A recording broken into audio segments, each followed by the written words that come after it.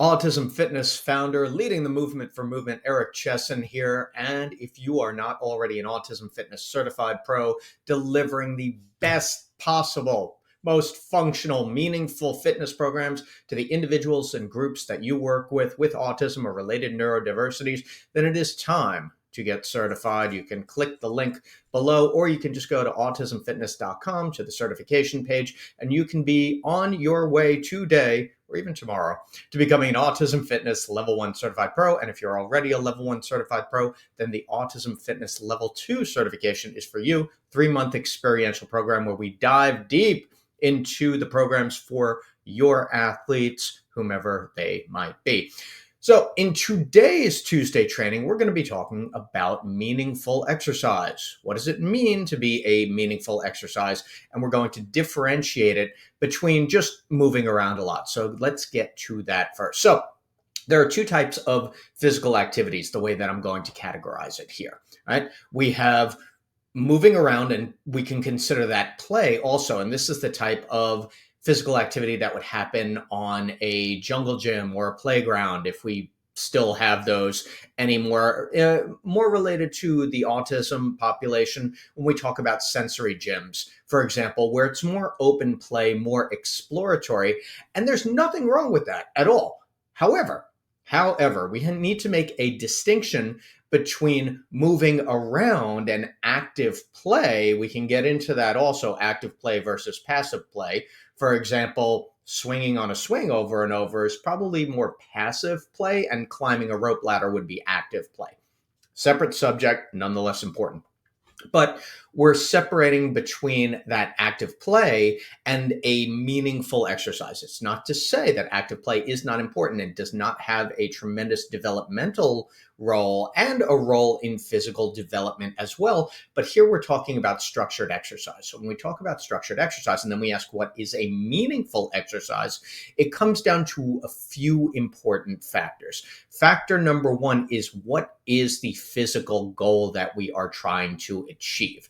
In autism fitness programming, if you've been following along, if you've seen some of these videos or some that I've put out on Instagram or any other platform, talk about the big major motor patterns: pushing, pulling, squatting, carrying, lifting, right? All of these are going to be our major components. These are our foundations of our program. So then from there, we perform our exercise selection, another thing that you get in the Level 1 certification. And then we decide at what level we're going to provide this particular exercise. How are we going to modify it? How are we going to progress it if needed to? What makes an exercise meaningful is that it has some type of beneficial effect outside of that training or gym setting. So we want it to generalize to an activity of daily living. That's what makes it meaningful. It means that the athlete is going to be more capable in performing chores. It means that there's going to be greater injury prevention. It means that movement is going to feel good. These are the three major contributing factors to exercise being a good thing. So meaningful exercise are going to be the exercises that we choose that actually have those, and this is the big word here, training effect. The training effect means that the body has had significant enough stress or experience with that exercise that it has to do something.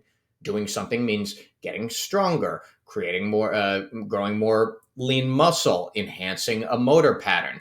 That skill development over time is what's going to be contributing to the skill generalizing to the outside world, to those activities of daily living. So this gets into, how do we select an appropriate exercise? All right. So it's not just throwing exercises into a system and just saying, well, I like these exercises, or I think these are good exercises, or this looks like fun, so let's put it into a program.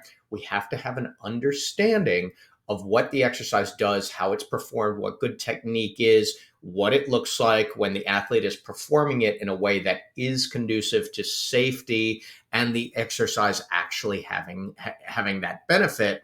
All of these things are coming into play here. These are the exercises that we want to focus on in our programming. Now, we can ask, is one exercise better than another? The answer is yes, many times, but then we have to look at again the goal. What is the purpose? What are we trying to achieve here? Let's look at two strength exercises, right? We can look at a squat and we can look at a dumbbell or a sandbell bicep curl, right? So both of these are good exercises potentially, right? As long as there are no other contraindications that we need to worry about. The squat is probably as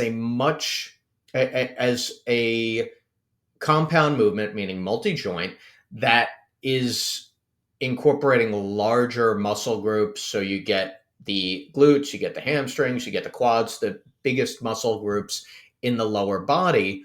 Would it make sense for most athletes to focus on that before we focus on a bicep curl? Yes. Can we eventually incorporate a bicep curl? Yeah, but that's much farther down the list for most of our athletes. The other big thing is looking at the muscular control and contraction.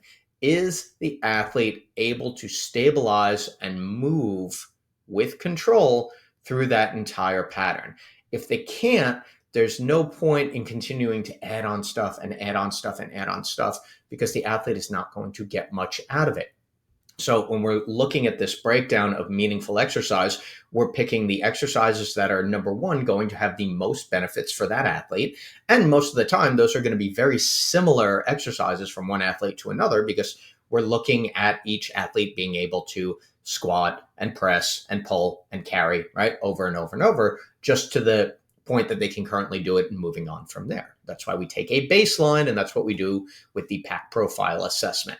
So from there, what we're looking at doing is selecting our exercises in a way that makes sense for that particular athlete's program. So now we're going down the funnel of, okay, we have our big exercises, our main focus, and now we can get to these secondary or tertiary exercises as well. What makes the exercise meaningful is where we're putting it in first of all, the exercise selection itself and how it is conducive to generalization. Number two, where we're putting that in their program. And number three, if the athlete is getting enough sets and repetitions with that exercise per session to create that training effect.